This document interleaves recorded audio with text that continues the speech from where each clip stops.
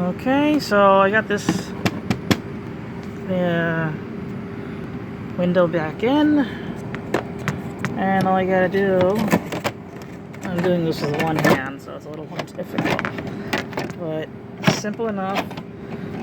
Okay, this goes under the window shade. Alright, so now, hopefully the thing comes out.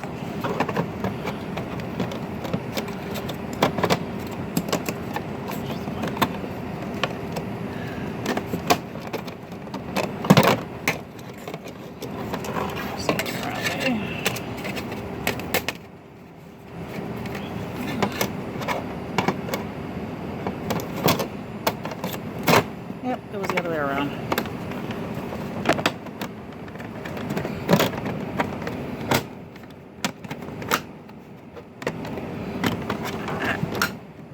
Okay, click, click, click. And now it's back in.